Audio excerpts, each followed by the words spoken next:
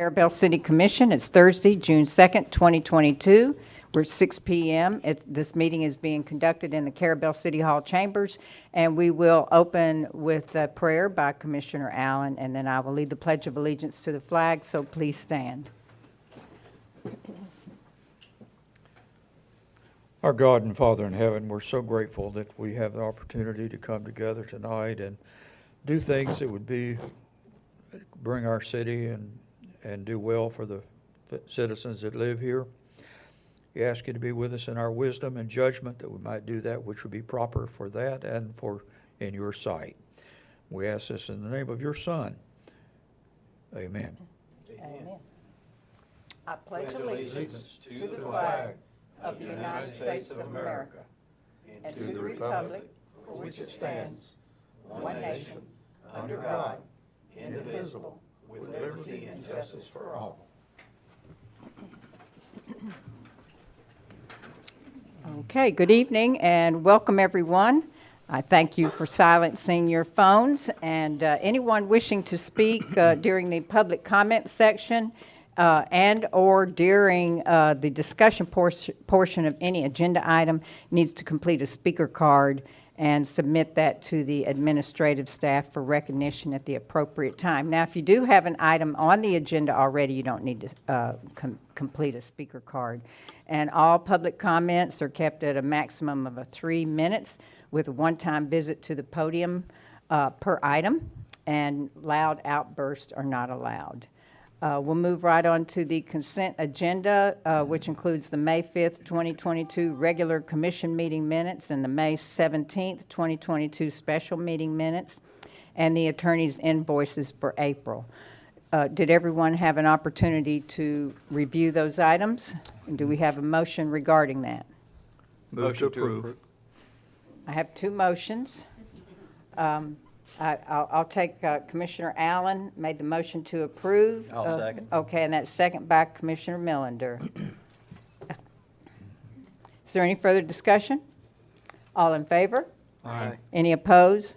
All right, and that motion carries. Then we'll move on to our commissioner reports. Commissioner Brown, do you have something for us? Okay, thank you. I do. Before the fireworks on Saturday, July 2nd, I wanted to invite everyone to the second annual unofficial cart, bike, and scooter parade. The lineup will begin at 5 p.m. at Sands Park, and we will ride from 6 to 7 p.m. This is the parade route that Courtney has on the screen, and I'll also post it on my commissioner Facebook page for sharing. Thank you. Okay, and tell us the times again. We'll start the lineup at 5 p.m. at Sands Park, and then we'll ride from 6 to 7 p.m. Okay, all right, thank you very much. I wish I had a cart or a bike, or, well, I do have a bike. Maybe I'll join in. Okay, all right, Commissioner Allen? Just one thing. When I first saw the white rocks outside, I didn't like that. I said, that's awful. We need grass. But now that I see all the plants out there, it's absolutely beautiful. So I take back all the bad stuff I said about it. All right, very good.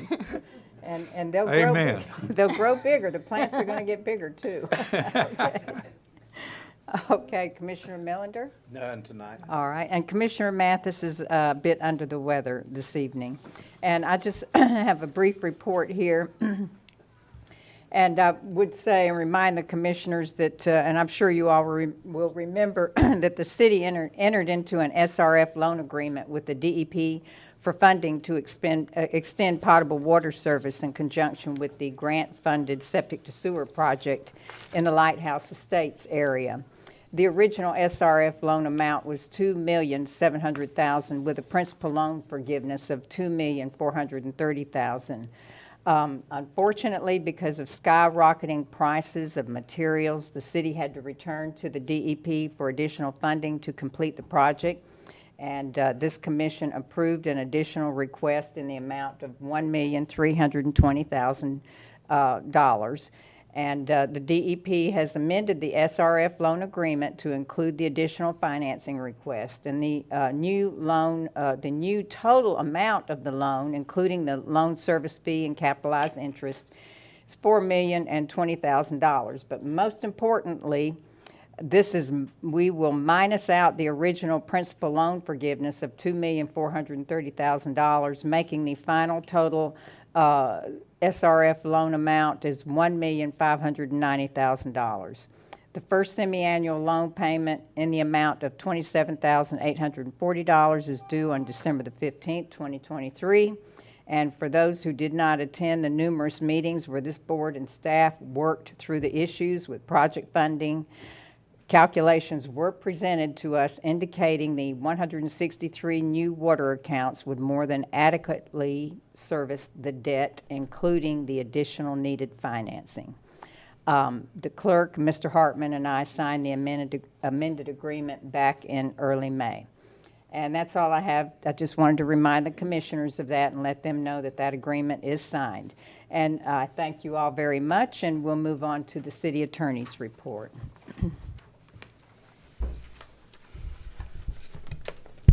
Okay, under my report, what we have is two items of just updates. Is that the St. James, or not St. James, but Lanark Mutual Aid agreement is signed. The deeding the property back to the county for purposes of a fire department has been signed and recorded. And also the school board has executed the transfer agreement and the deed for the new cemetery property, and that deed is recorded as well. So all those things are accomplished and in place. The other item that would need action is we were contacted by McDowell Housing regarding their purchase of the old City Hall site. And what we had done just historically is we had extended that into the middle of June, was the last extension. We were contacted at the end of May, and they indicated that Florida Housing had initiated inflation response program, and that they received additional funding for developments that were materially impacted. The New River Landing project was one such. They asked, as a result, that money as usual is slow in coming. They asked for another extension with an outside date of October 18th, 2022. So if the commission is inclined, for basically all the same reasons we extended before, and certainly I would recommend that we extend again. I was informed by the mayor that all 39 units out at Jordan Bayou have now been filled. So there seems to be a demand for this type of housing, and a lot of the folks were working age people that are now living in Carrabelle. So this would add another 30 units to that program if and when they move ahead. And it looks like they have moved ahead as far as gotten this funding lined up. And once it's lined up, my understanding of that program is it's dedicated to that project. So they can't move it somewhere else. It's slow in coming, but we're kind of moving towards that project. So it'll be up to the commission whether we're willing to extend that contract again. And so you need, if the commission is willing to extend the contract again, you need an approval for the mayor to sign the purchase sales agreement amendment extending? Exactly. A purchase and Okay. sale agreement amendment, extending the closing date to October 18th, authorizing the mayor to sign that amendment. I'll make a motion for Okay. you to sign the amendment. All right, thank you very much. And do we have a second regarding that? I'll second. Okay. All right, that motion to allow the mayor to assign the purchase sales agreement amendment, extending the closing date for New River Landing until October 18th, 2022. That motion is by Commissioner Brown, second by Commissioner Melander. Is there any discussion? Just a comment, Yes, sir. and to follow up on something the attorney reiterated about the need for the housing.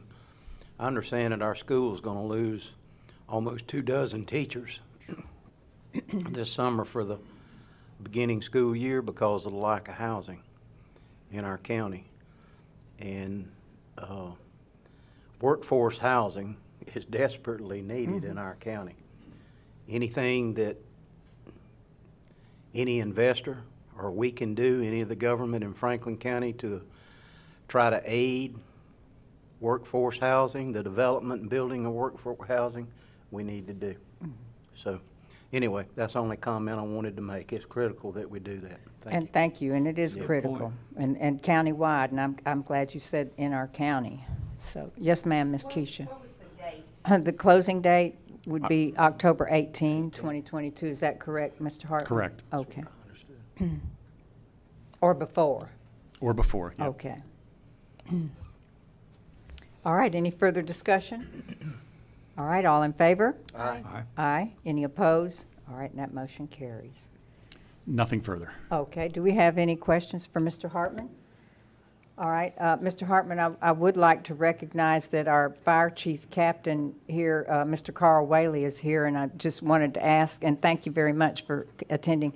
Did you have anything you needed to say, Mr. Whaley, in regards to our mutual aid agreement and with St. James Lanark or anything? No, ma'am. Okay. Mr. Hartman and I worked it out and everything's good. All right, well, thank you, I appreciate it. I'm sure they do it in Lanark as well, so. All right, so then we'll move on to the city administrator's report. I Yeah, send, oh, I see Mr. Carl is, One quick thing. okay, We have made, I think, 4 fire calls to Lanark in the last couple of weeks, so it's busy. okay. Okay. All I right, Ms. sent Horton. out the department reports. You should have all received them. Do y'all have any questions on the department reports? Okay. I just wanted to report that the repairs to Gulf Beach Drive access at McKissick Beach were completed by the county. And as part of that, they completed their access, but also the parking lot. And they're going to charge us for the loads of dirt that they placed in there, but not for the equipment or for the man hours. So the parking lot has been repaired, and it looks very nice. The American Rescue Plan allocation, we've already received half of that money, and we'll get the other half that should be coming in. But we need to sit down and set up a budget on how we want to spend this money for the American Rescue Plan. So I'm going to ask that you guys set a workshop up for sometime maybe either later on this month or possibly July. We've moved the first part of the money out of the general fund bank account, and it's in its own separate account. But we also need to, if we approve a budget, then that budget needs to be approved by a resolution and submitted to the Department of Treasury. So we need to get that rolling. Well, I would suggest that we do that. We have a request for a special meeting coming up later in this, I read, later in this meeting, we'll have to deal with that. But to maybe have that workshop in July or maybe even in August, but then in August, we're starting our other regular budget workshops to give everyone time to think about what they would like to do with this. It should be something that's going to be meaningful and lasting. There's 3 items that we cannot use it for. One of them, we cannot pay off debt, and one of them, we cannot supplement the city's pension plan, and the other one, I can't remember. You can't earmark it for future. You have to use it now. or Okay, something. we have to use it now. And it's highly suggested and recommended that we don't use it to pay salaries or to initiate a new position, because it's just one-time funding, and we would have to be able to fund that long-term permanent. So I would recommend that we do something in July so that we have time to really think about it, and maybe at the July meeting, we could schedule it, and if you wanted to have, a little discussion at the July meeting regarding some of your ideas or something, just let Courtney know, or roll some things off Courtney and see what she thinks as well, and the attorney and Russell, and of course your constituents. See what they would like long-term. Okay. And then we received a letter from FWC that we have to go out and do a uniform marker inspection for the no wake signs that are in the river. And they've done this previously, but now they're asking for the city to do it. And since we don't have a boat, we're going to have to hire someone to take Miss Keisha out, and it's a lot of paperwork that has to be done with it. So I just wanted to let you know, they gave us 30 days to do that. So we'll have to do that. I'll take Keisha out there. I'll volunteer to ride with you. I mean, I'm serious. I Oh, haven't oh, looked. you will? Okay. Yeah, I'll take Keisha out there. She was wanting a pontoon. Well, I'll go with her on the pontoon set. Okay. All right, very sounds good. good. Do we have any further questions for Ms. Courtney? Okay, That's all. all right, and then we'll move on to our city clerk report. Okay, let's see, I'll try to do this in order. We have qualifying for two commission seats from June the 13th at noon through June 17th at noon. I will have the packets available next week for early pickup. So that's your time that you'll actually turn in your intent to run for anybody that's interested. June 16th is our planning and zoning meeting. It's tentative as of now. I don't know of anything on it. June 21st, CRA meeting at 1:30. That's our regular CRA meeting. Our fireworks are scheduled for July 2nd at dark 30 as usual, so about 30 minutes after dark, they'll start shooting them off. City Hall will be closed July 4th from July 4th. And our next commission meeting will be July 7th at 6 o'clock. Okay, do we have any questions for Ms. Keisha? All right, thank you very much. And then we're going to move on now to Mr. Russell Large with Inovia Consulting, his report to us. All right, thank you. On our, forgive me, I'm very hoarse today. I'm losing my voice. On our DOT Small Communities Outreach Project, that construction is underway. We are awaiting relocation of our power pole by Duke, and they have told the contractor that they would do that this week or next week. The grant expiration is the 30th, so I'm going to follow up with North Florida Asphalt, make sure they'll be able to complete that work by the 30th. If not, we'll apply for an extension, and I'm sure that would be granted. The other additional roadway projects will proceed after 9th Street is completed. We just want to make sure we meet that deadline. Russell, just to interrupt, you said Duke Energy would reposition that pole either this week or next week? Yes. This week's about gone. Right. Well, I should say, I believe that email was sent last Friday. Right. So I'm putting words in their mouth. I think they meant this week and next week. This week or next week. But it's not relocated as of a few moments ago. Yeah, I know. Are we pretty certain of that? Because I know that's been a holdup on that project now for a while. I contacted Danny Collins with Duke, and that's what the deadline he gave. Okay, thank you. All right, on our Lighthouse Estates Water and Sewer Grant, construction is progressing very well for both Phase 1 and Phase 2. Most, and I would say about 95% of the sewer force main has been installed. And a small portion of the water, so they're working now to get the water main installed. The bores are complete at US 98 in the DOT right-of-way. One of those bores was a little over 500 feet long. No issues there. That went in well. So the progress of construction will be that they would install the force main, and then install the water main, and then do the testing on the force main and the water main. That would be pressure testing and leak testing. And once that clears, then they'll go back and do individual connections to homes. So that's how that would progress. All right, on our summer camp water and sewer project, we prepared a task order and scope of work for review. We sent that to Ms. Precise at St. Joe. She agreed with the scope of work. We attached an hourly rate fee to that with a limiting amount of $10,000.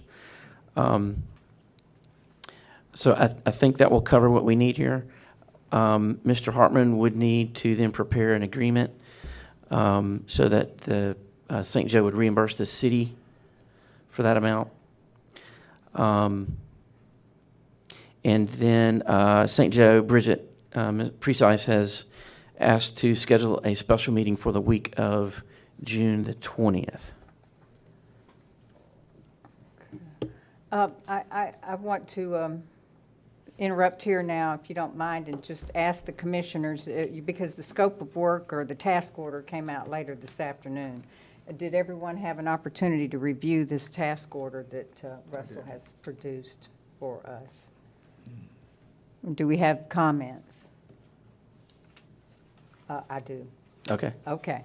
And you, on number 5, you say that this will not adversely affect the city of Carrabelle and its citizens. And I have said before during meetings in the breakout conference room and then meetings with Ms. Precise and others representing summer camp that I want to make sure that it does not adversely affect the city of Carrabelle Water and Sewer Enterprise, and all of the customers of the water and sewer enterprise, because we have regional customers, and we don't want any of them adversely affected. If we could change that wording. And then Okay. On the, where you're talking about St. Joe will perform and fund improvements to start up the wastewater treatment plant. And I'm sure that would include the sewer collection system as well. I would like for them to include in that installing and establishing an operational SCADA network system within the water treatment plant and the sewer collection system. And that would be approved and looked at or checked out or reviewed, whatever, by Charlie With Payne Charlie, to make okay. sure that that is a adequate system so that they can operate that locally and remotely if necessary. And that's an alarm system as well if, for folks who don't understand about supervisory control and data acquisition. And it allows the operators to gather and monitor and process the operations in real time, and it also acts as an alarm system when they're away from the actual plant or lift stations. And then let's see.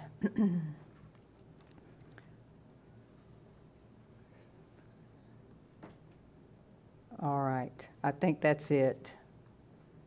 As long as, will we see the agreement? One of us is going to see the agreement, right? Absolutely. Okay. Yes.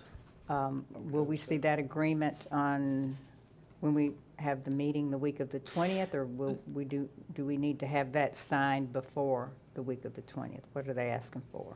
Yeah, I think she's expecting that to be executed prior to that meeting. Mm-hmm. Okay. But I mean, I think the language would be very similar to the previous All right. agreement. Okay. So that's all I have. All right. And then, so do we need, Mr. Hartman, a motion to approve the task order that's presented by Russell with these couple of items that I have asked to be included? Yes. All right.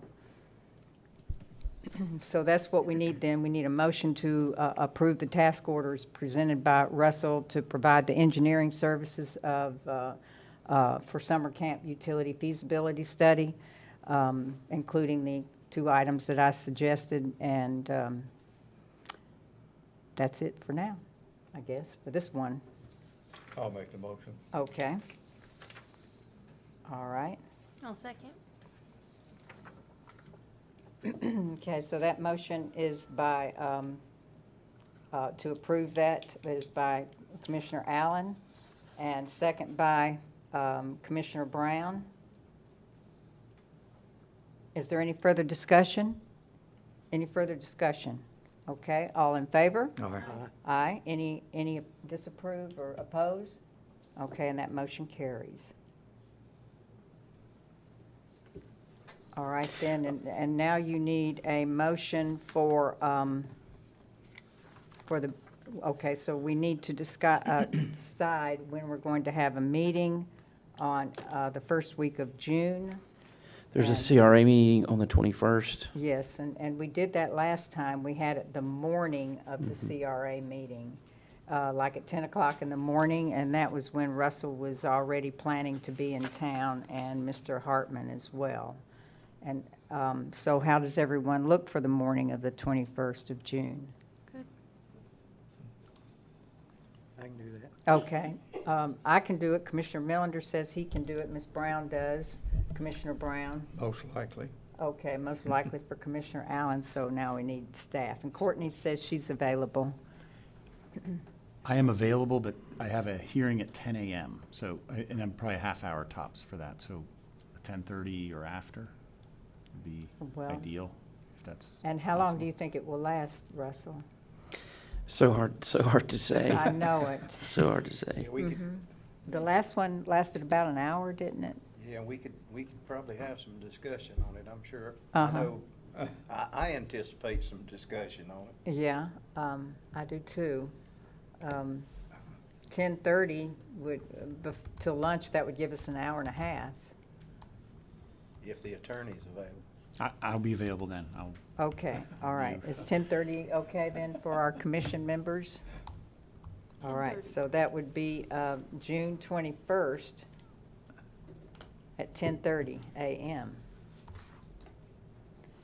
And do we have a motion for that? To have I'll a make a motion Okay. to schedule the special meeting to discuss summer camp. All right. Do we have a second? Second. Okay. And that motion is for a special meeting on June 21st at 10:30 a.m. to review and possible action for summer camp utilities takeover by Commissioner Brown, second by Commissioner Millender. Is there any further discussion? All in favor? Aye. Any opposed? And that motion carries. And please let this be a public notice for this special meeting on June 21st, 10:30, and also that will be posted on the front door as well, right? Okay, all right, okay. All right. And then on the new Carrabelle Cemetery, we did authorize the geotechnical work to begin on that property. And Courtney, they may be contacting you for access. All right, I have something on that as Okay. well. So the next thing after the geotechnical is completed, geotechnical survey, then we're going to have a landscape architect prepare a couple of options. It depends upon what this commission wants to have, 2 or 3 options. It doesn't matter to me. But I would like to approve for Russell to go ahead and get that in motion once the survey, the geotechnical, is complete. And we may not meet again, and it may be, the survey may be completed, and he can go ahead and get the architectural Yep. landscape going, before we meet again, if possible. And I do want to say that several of us on this board unfortunately attended a funeral over in East Point. I don't know the name of the cemetery there, but they have a beautiful gazebo, maybe half the size of this room or 2/3. And it's got a concrete floor. It's not elevated, so, it's ADA accessible. And they conduct a lot of their services there. And we didn't discuss it, but we can discuss it now briefly. It seemed like we were all admiring that gazebo.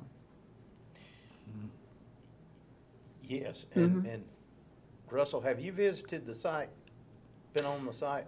I'm familiar enough Well, with it. where I Yeah. was going with that question is there are some real nice concrete slabs that it's existing on that site that might be of Yes. use to us. That would in- save a lot of in- money. In keeping. But I would like for us to have some board discussion about that cemetery and configuring it, how it's gonna go. Of course, the vegetation and terrain is gonna dictate some of that decision.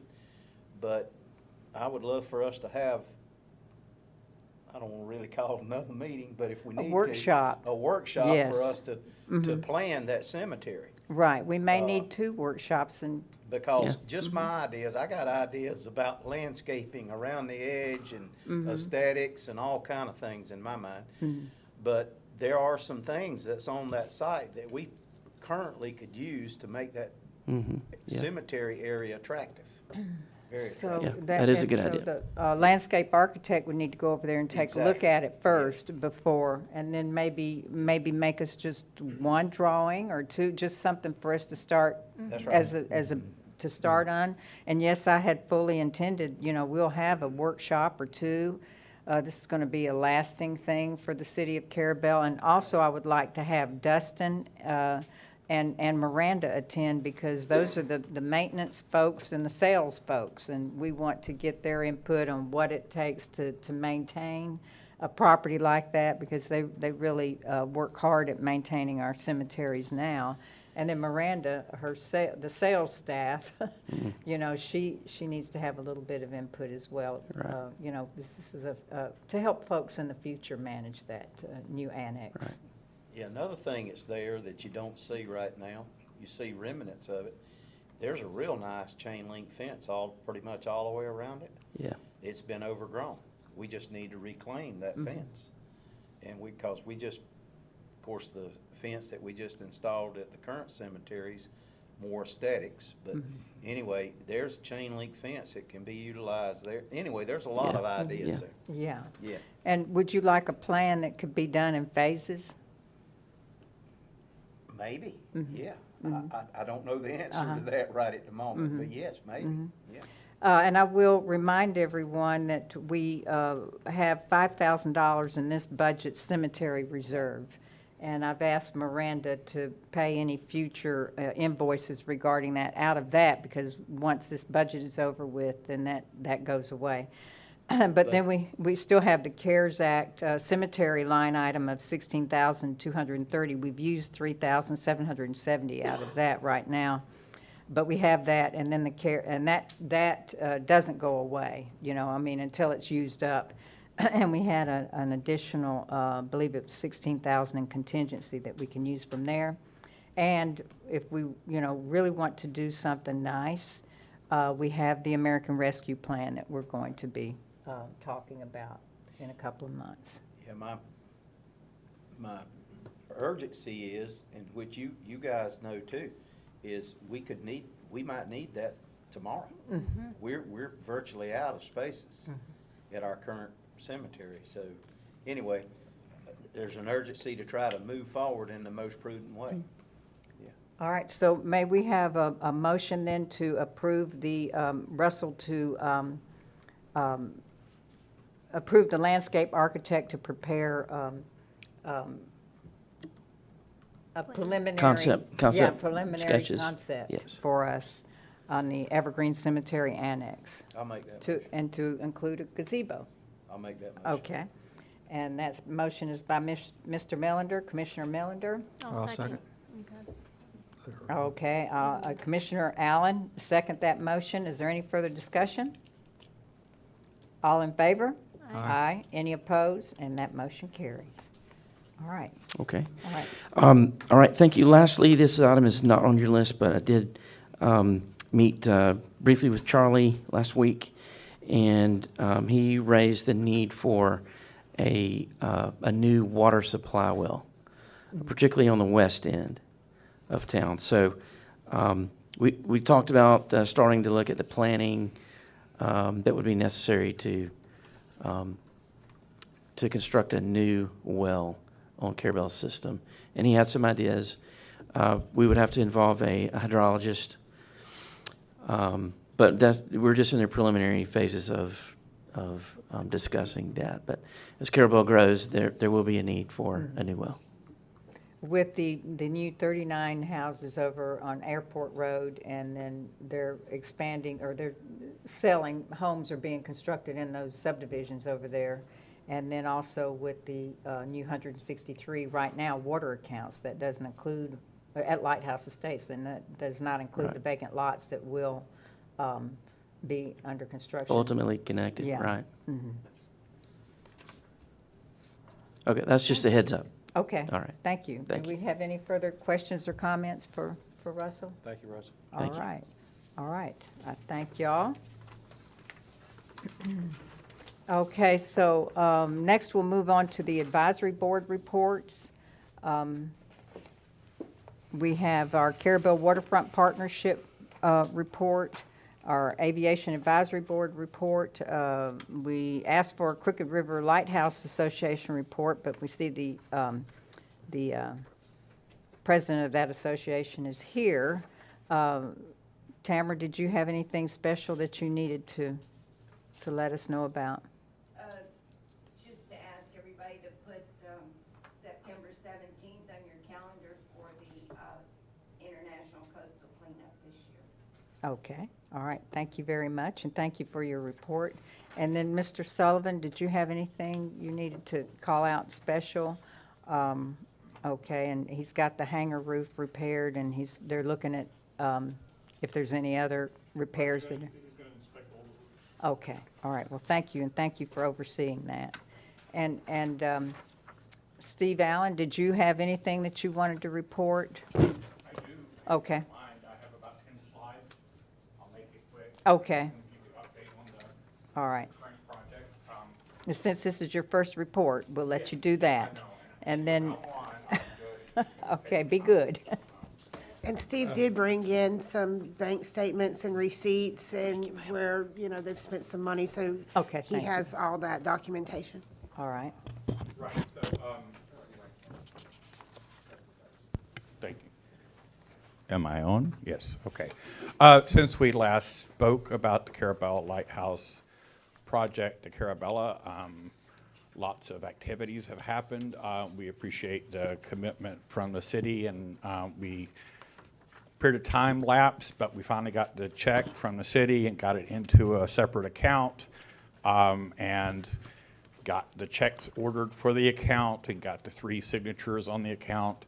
I am not a signatory on the account since I am making the purchases on the project. I have someone reviewing that, so it separates that part out of it. I just wanted to let you know that.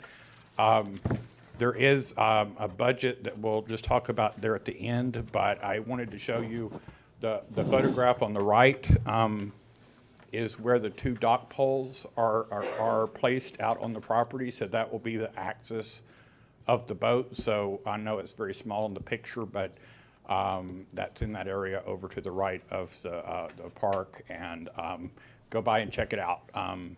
They're magnificent. So that's been one of the challenges, is the 2 poles, yeah. So one of the challenges is because we have, community members doing that part of it, and they're busy doing their work, and it's difficult to get on the schedule. But we've been very patient, and they've been very generous.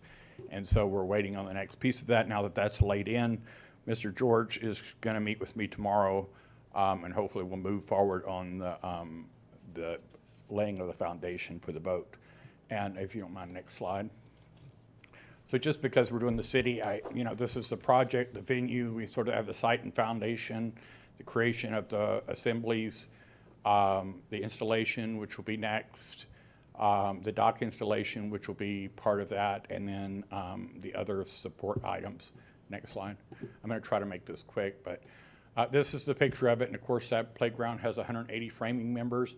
Those are in my yard if you want to go by and see them. I have several people. I should have a lemonade stand. Now, just this week, I've had 3 or 4 people stop and ask, what are you doing?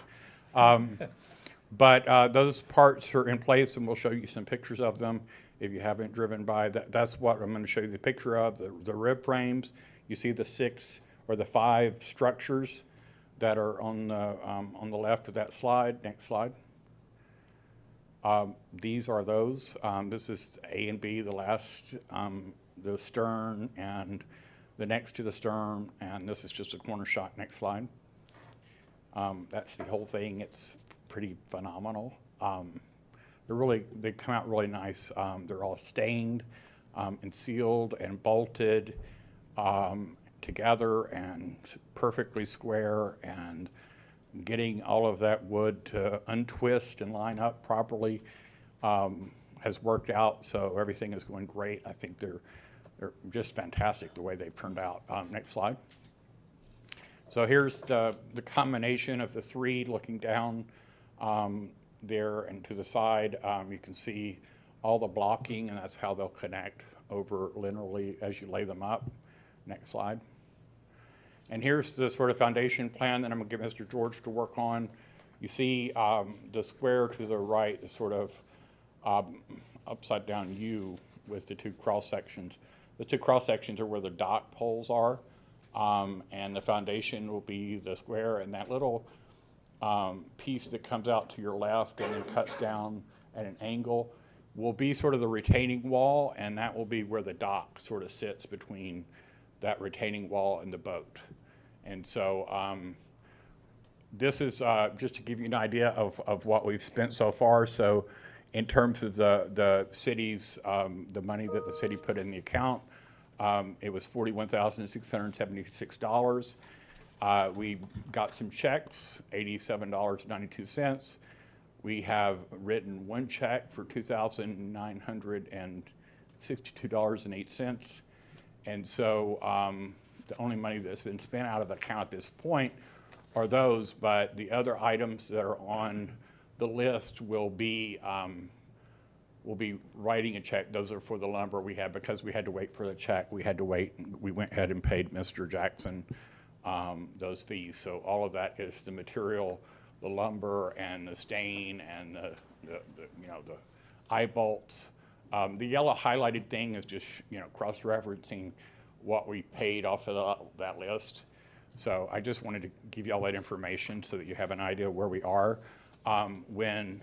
If you add the 2462 and the 46, you're talking about $7,000 worth of material, and that is essentially all the material that we will need for the boat, all the components to put it together, except for the decking. So that doesn't include the decking that we'll do purchase once we get the boat out there and ready to move forward with that part. So that's really the major part of the main frame of the stuff. Are there any questions? Yes. Yes. All right. Mr. Steve, how are you relocating these sections? So obviously they're very big. So someone like Mr. Johnny Millender will bring his little truck and pick them up, and they're made to sort of lay down, and they're less than 12 feet. So we can just stack them on top of each other and strap them down and carry them over there and then take them off. Okay. All right. Any All more right, questions? Thank you. Any other questions? Thank you. Okay. Huh? All right. Thank you. Excellent. Thank you for coming and making your presentation. You don't have to come every time. Just send us I know, a little but it had been a while, report. and we Yes. had done a lot of getting the bank set up and getting started and having the stuff done and moving forward. So I just want to give the community an update. Thank you so Yes, much. and thank you. And then we'll want to know when the, but of course, I guess the governor hasn't signed the grant yet, historical grant for the Yes, painting and we're repairs. actually also working just from the Florida Lighthouse Association. The other project that's at my house is the stand for the lens. And so we hope that the installer is going to come down and put the rotating motor in it. And we'll have that installation going on this summer too.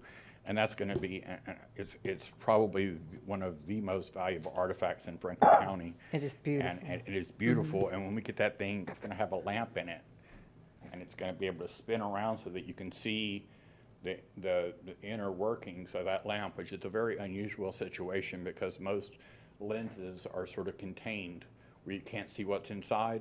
And because ours is this bivalve, it's uniquely able to be seen from the back. So that's one of the reasons when we were to turn it and see the replica of the lens that's been created for it. And it's going to be really an outstanding thing for Franklin County and for our lighthouse.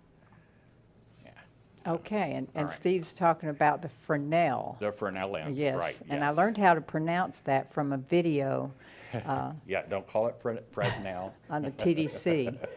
Yes. Act like a local or something. Anyway, thank you so much. Thank you. We really appreciate the support of the community.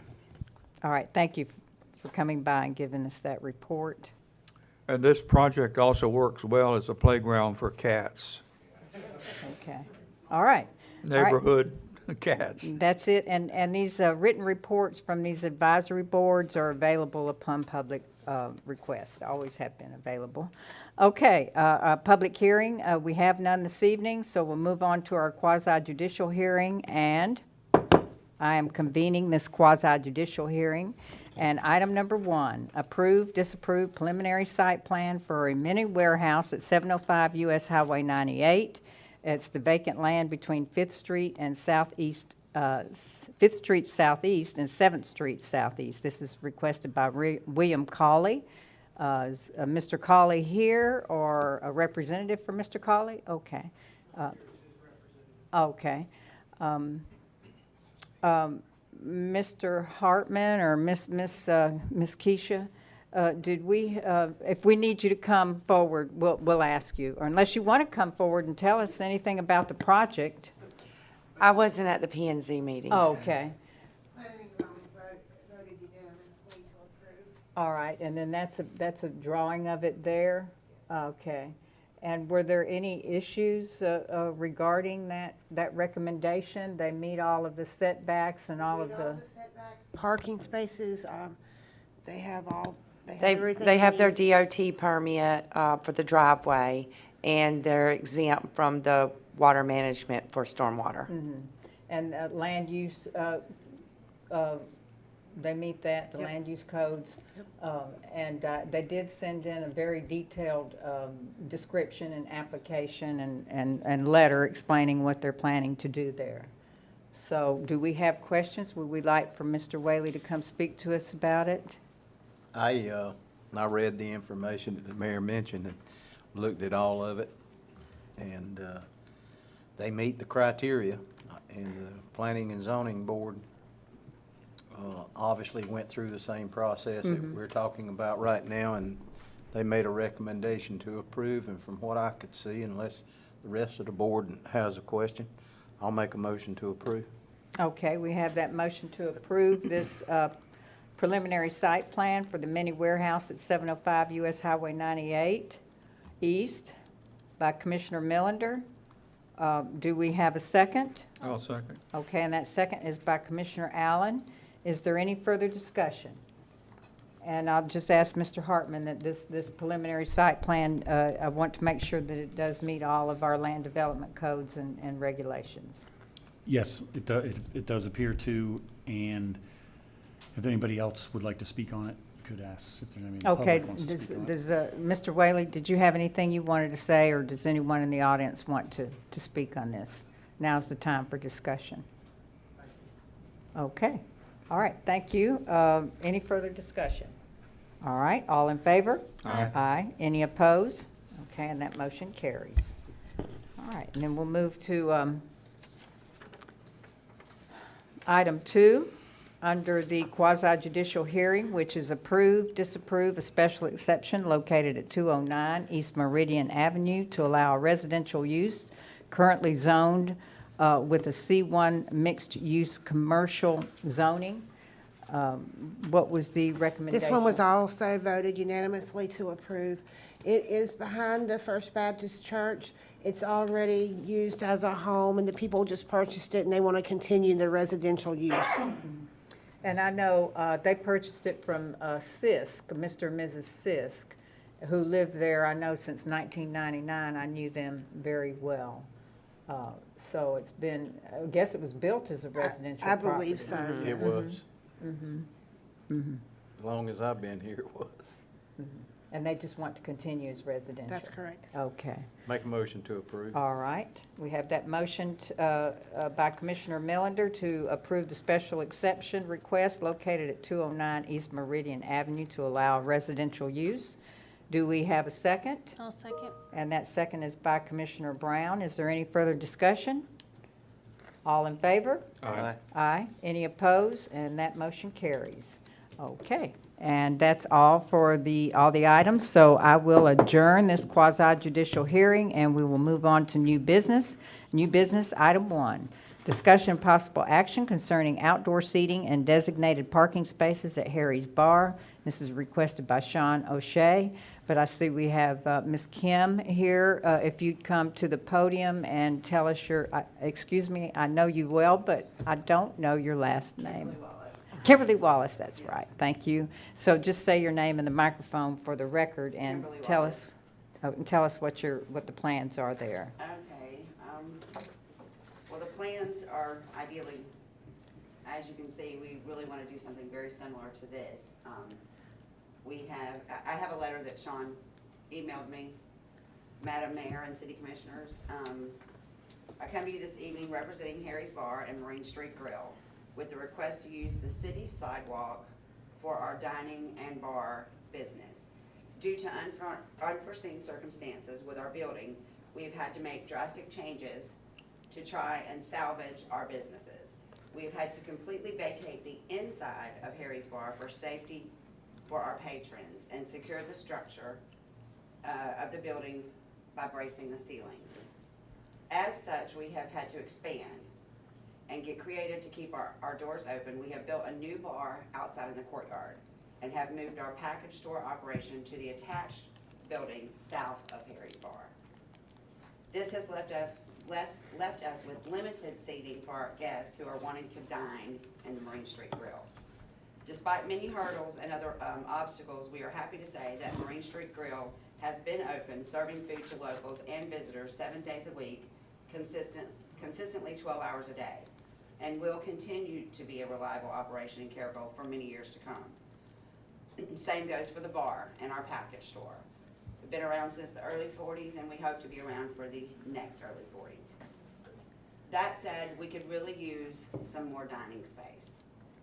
We had a survey of our property done and have basically 2 feet of sidewalk space off of the front of our building. If the commission would grant us permission to use the remaining 7 feet of the sidewalk space for outdoor dining, we can provide a safe place for our patrons to dine and enjoy an adult beverage. If permitted, we would put up a removable cafe-style fencing, as you can see in the pictures. This removable fence would provide a safe outdoor waterfront dining area for our guests, and it would help us to corral our patrons and keep them compliant with the law when consuming an alcoholic beverage on our premises. It would do this by keeping them on one side of a legal barrier with plenty of signage discouraging drinking in any other location other than our establishment.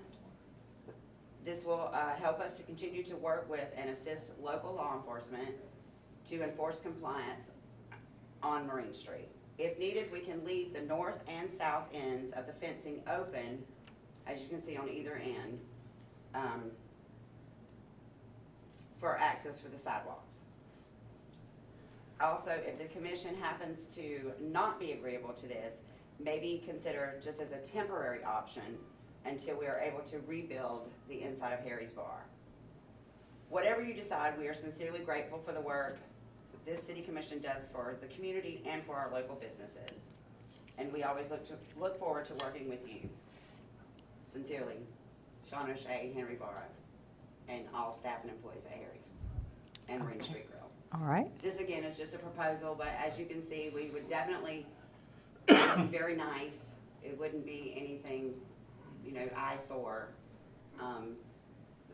Again, we would really, really like for this to happen. It would allow us a lot more seating. Okay, thank you.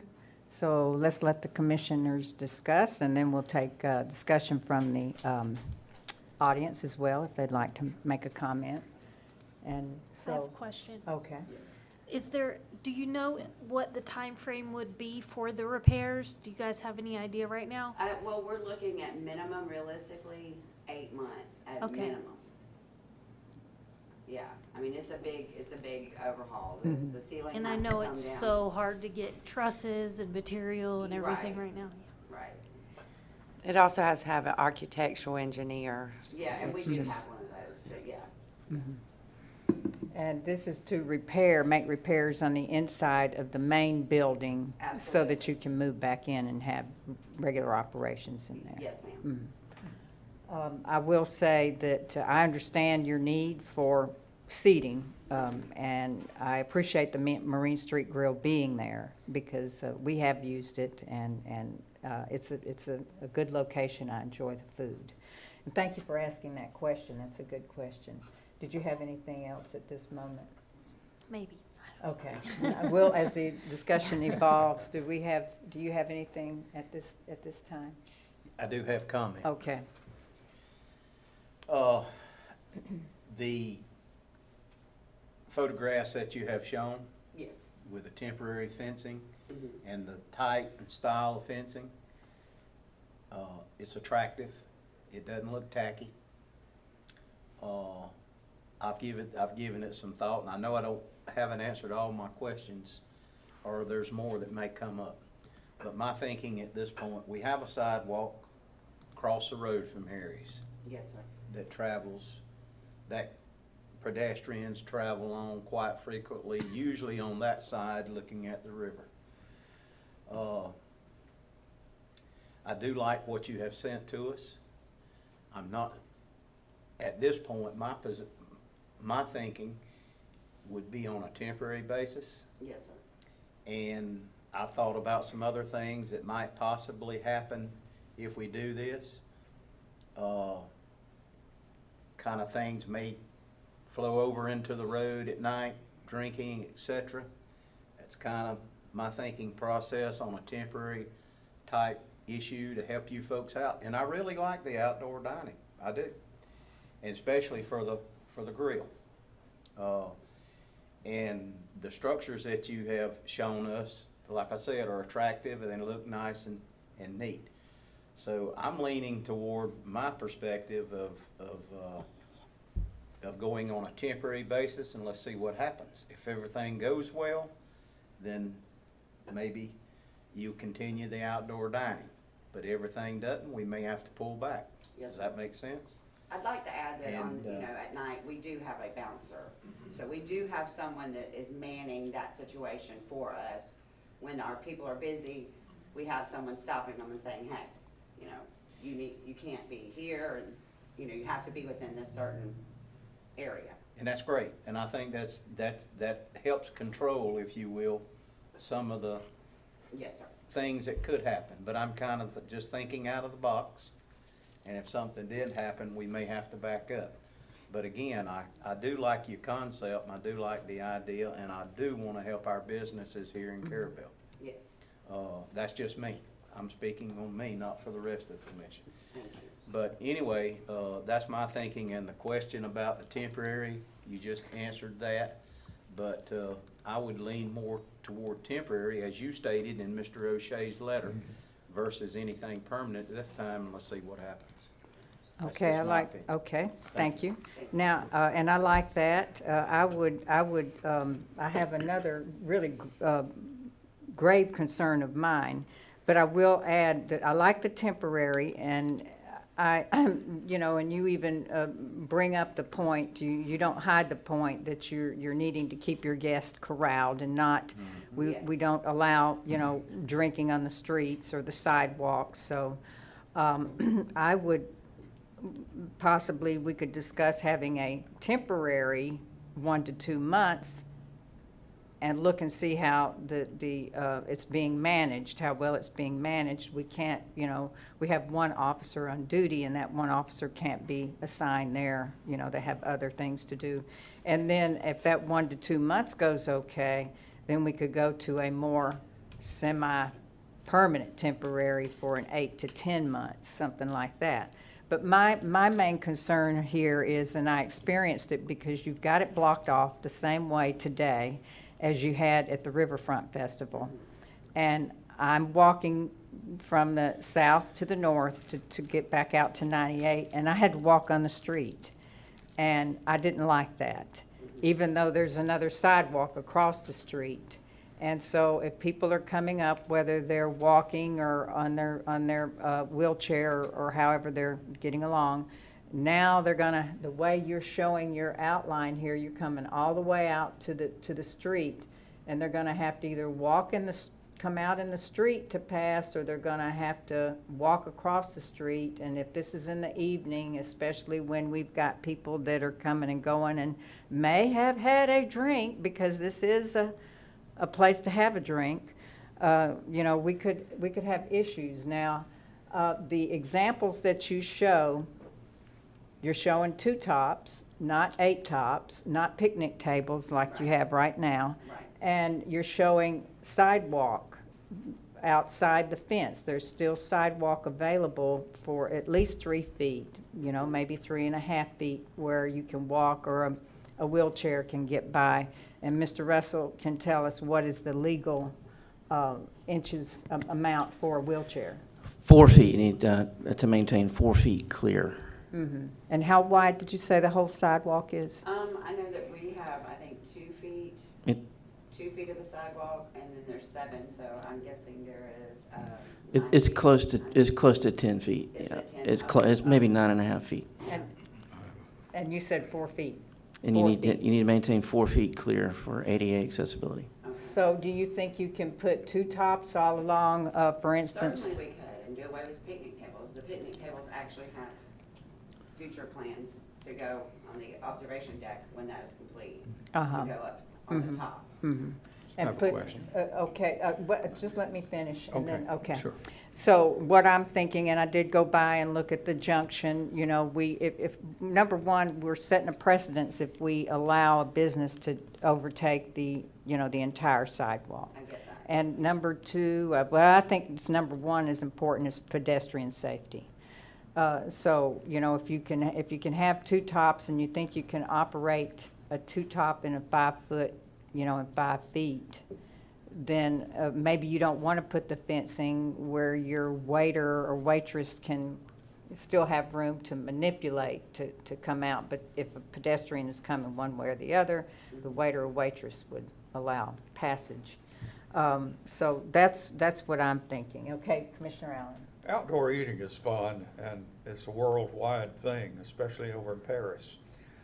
But in this area, we have these afternoon summer thunderstorms can pop up very quick.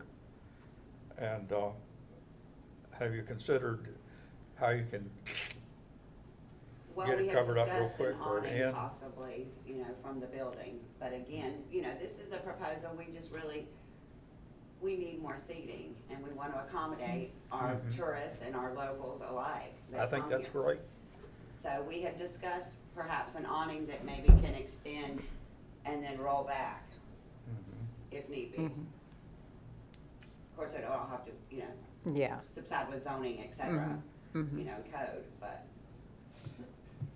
I have another question. Okay. It's for Dan. Do you know, I tried to look it up and I couldn't find anything.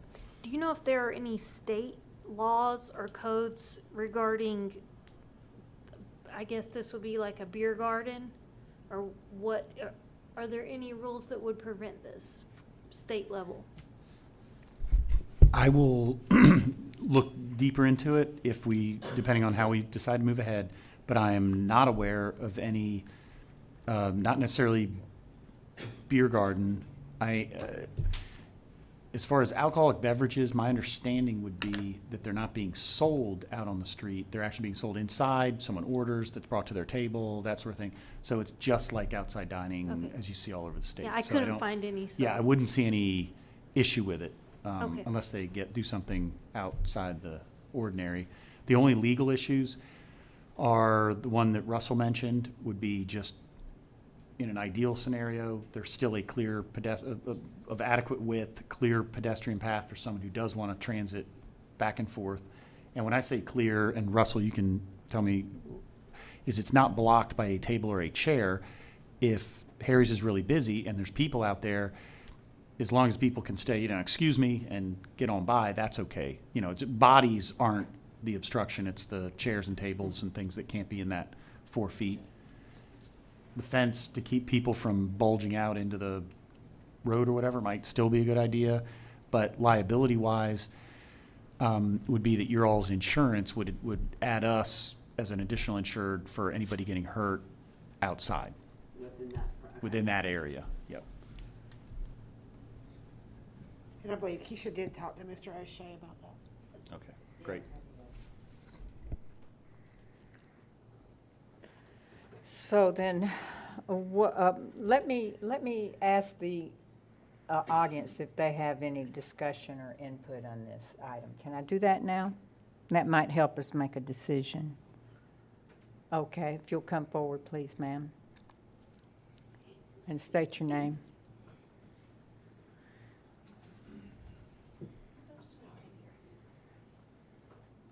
Good evening, my name is Suzanne Woodcock. I think you're not turned on, I don't know. Okay. Hi, my name is Suzanne Woodcock, and When she pulled it down, she was- There Okay. you go. Hi, my name is Suzanne Woodcock, and I wholeheartedly agree with the mayor's concern the other day, and I love outdoor seating. I think it's great for the downtown area. But the other day, we were walking in the evening, and we had to walk across the street, but on the other side of the street, there were things on the sidewalk, there were boats, there's construction, and we had to walk on the road. And there were tourists that were visiting there with children, and they were walking down to the marina, or the boat launch, and they had to walk on the road.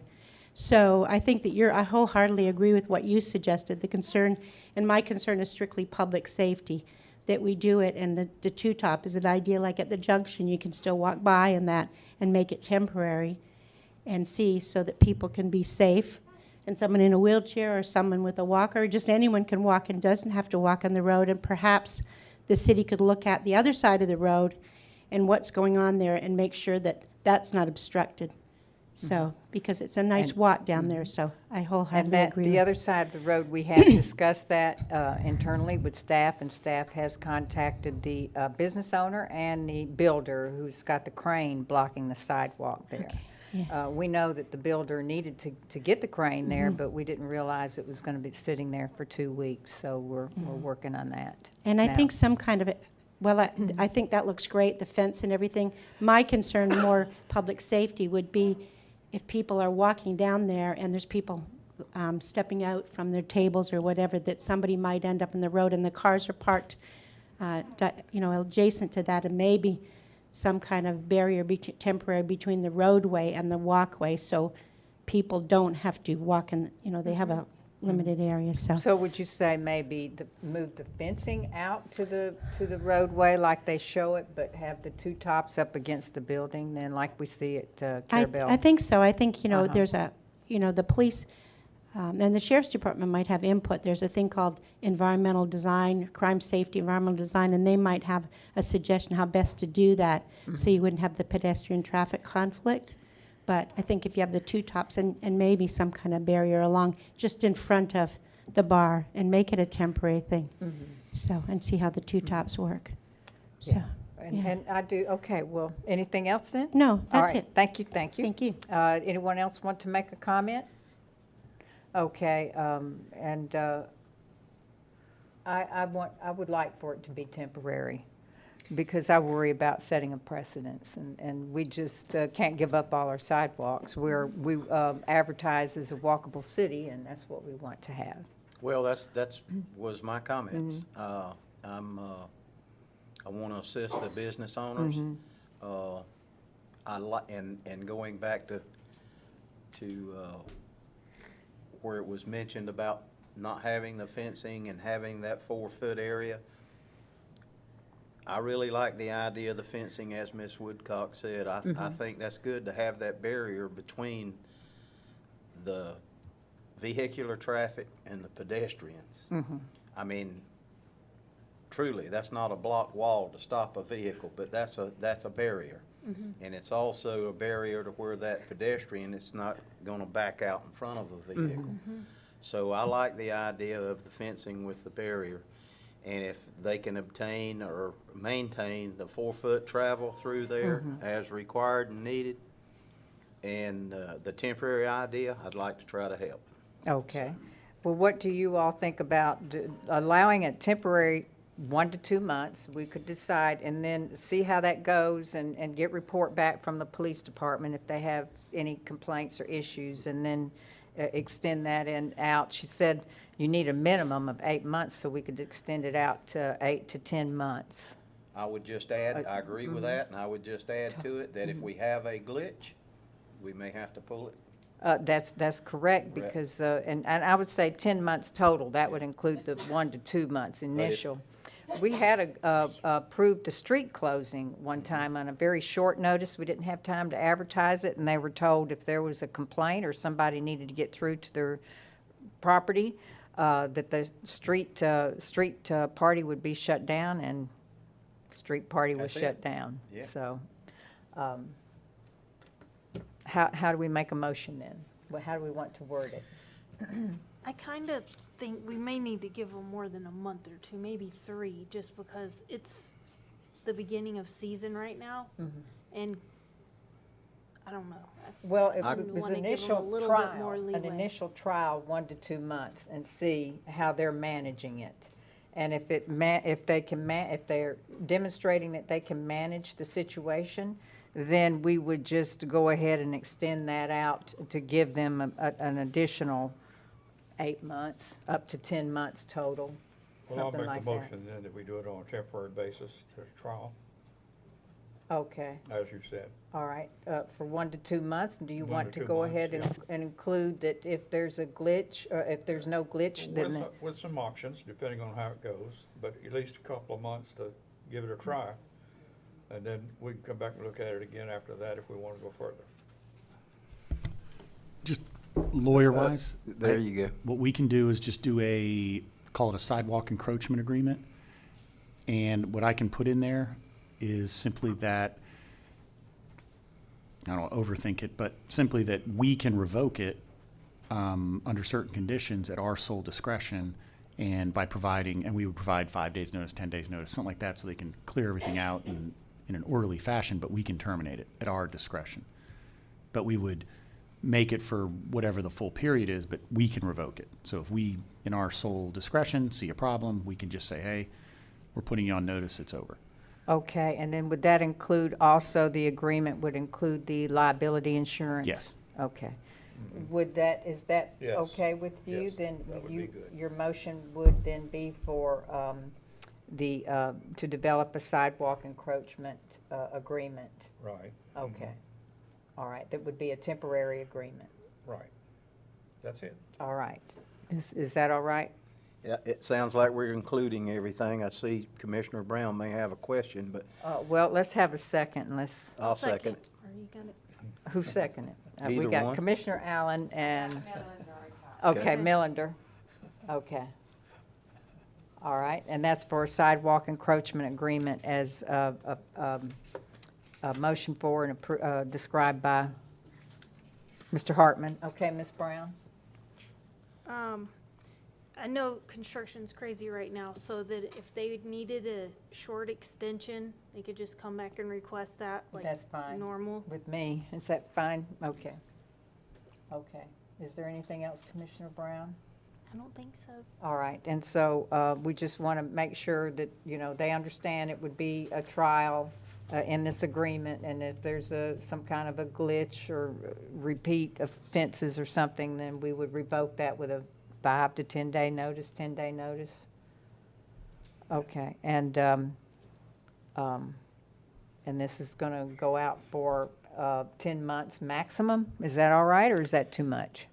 Well, it may not be too much. It may be they still, yeah, it, yeah. Okay. I mean, this is ideally, we would like to propose this long-term if this works, Yeah. I mean, keep in mind that we would make it pretty, allowing sidewalk use, 2 tops. I mean, if this is something that works really well and there are no glitches, we would definitely like to keep it long-term, but we definitely need it for now, Well, Well, maybe when this expires, you could come back and Okay. we could review it, see Right. how it went, and then make a decision from there. I like that. Sounds wonderful. I that like may, that. so do I. That's what I was gonna ask the lady, if this sounded pretty good to help you out. Absolutely. And we'll see what happens, and we'll call this maybe unofficially an experiment, and let's see what happens. Yeah. Okay, Okay. thank you. So And I think we we're need to gonna address remember, that. we have other businesses that would love to have the Yeah. use of their sidewalk as well. Yeah, I mean, I'm not, comparing apples to oranges, but, Apalachicola has downing all over their sidewalks, and it doesn't obstruct their sidewalks because they've put the tables up against the building like you've It recommended. looks nice. You know, I mean, it's nice. People like to sit out on the street and watch people go by or the boats go by. Okay, I mean, okay. and I think we were going to mention the parking issues in front of. All right, well, let us vote on this for Okay, the yes, ma'am. sidewalk agreement, okay? So we have that motion by Commissioner Allen, second by Commissioner Millender. Is there any other discussion? All in favor? Aye. Aye. Any opposed? And that motion carries. Okay, so you want to talk about now about parking spaces? Yes. Okay.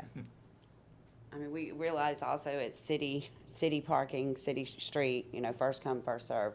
We are, however, having a huge problem with big trucks and empty boat trailers. And they will literally line up both sides of the street, I mean, making it inconvenient for our guests and patrons to access. This past Saturday, there was a truck and his boat trailer, and it was blocking the south corner of the bar and the majority of the package store. you All know. day? Pretty much, yes, ma'am. And a lot of times with snapper season and, you know, different fishing seasons, they'll be there at 6 a.m. or before daylight. It's really an inconvenience. I don't know if maybe signs saying no boat, you know, no truck and boat trailer parking, what the resolution could be to this, but it's quite an inconvenience for our customers. And we're all aware of it, and I have discussed it with staff, and I don't know if it has to be developed through ordinance or not, but I discussed with staff the possibility of these parking spaces that are in front of and near businesses, and I know that we're maybe getting some new parking spaces, and I was very concerned about that kind of an issue where they're there all day or all night. Now, the Messer Pavilion has no overnight parking. We have no overnight parking throughout the city.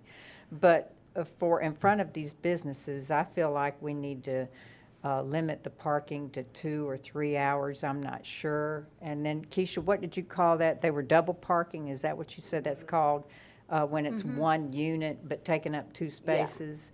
You know, no double parking and That should already be a law, shouldn't it? I'm not sure about that, but the 2 to 3 hours, I don't know what you all think and how we would go about that. I haven't a thought, and then I was gonna ask the attorney here. If we allowed the businesses where the parking spaces are in front of the businesses, allowed the businesses to put up signs that says business parking only.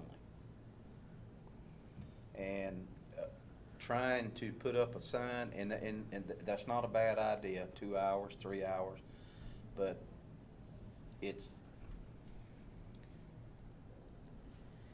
we don't have the staffing with law enforcement to do that. Okay. And the business parking only, in my thought, a boat, and I saw the boat, the truck and the trailer. And I thought about putting a sign up there that said no truck and trailer combinations, okay? But to me, business parking only, if the business owners wanted to put signs up in front of their businesses that says business parking only. I saw this in other places. Mr. Attorney, is that something we would have to create an ordinance or?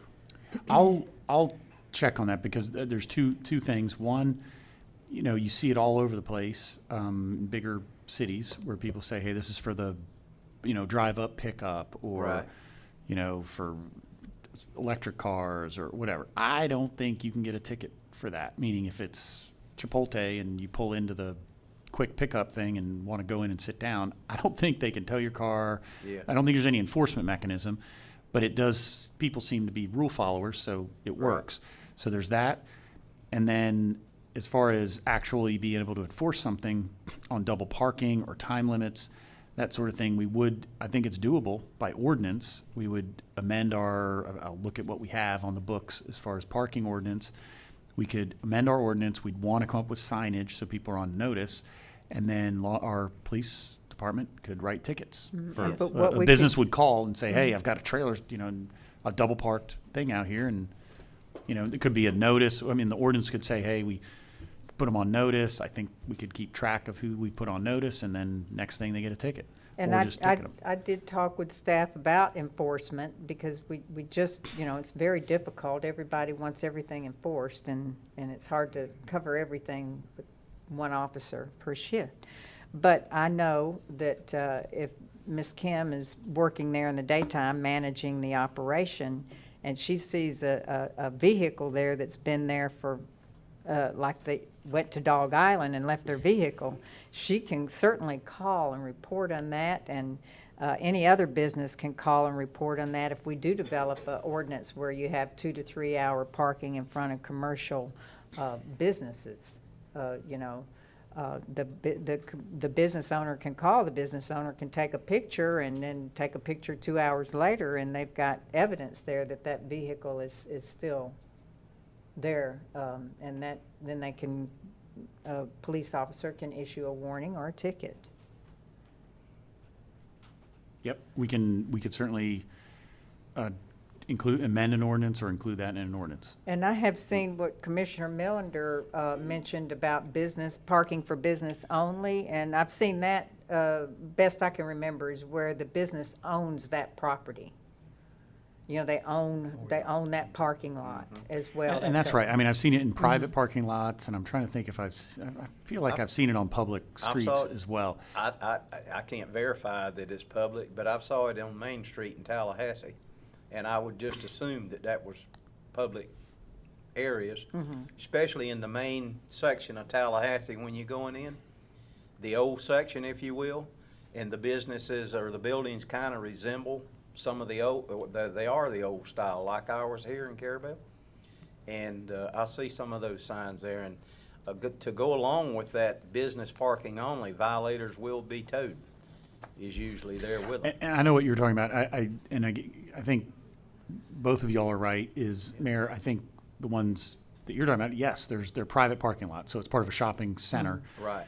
And then you've got on the public side, you've got where it says, business loading and unloading only and everything else. And that's by ordinance, that's enforceable by the police. Right. So I think those are, I'm very familiar with that too, on public right of way where but that's not, the ones I've seen again are loading and unloading only. It's very like deliveries, that sort of thing that they do, not only people that are coming to Harry's can park here on this public right-of-way. That would be probably a little too far. I think my thought on this is to stick with the no double parking. It makes the most sense, because people aren't parking downtown and walking to their friend's house. They're there for the businesses. So that, I think, would cover the bases, just no double parking. Well, And then I also talked to staff this week about those issues, because several people brought it up to me that that was happening.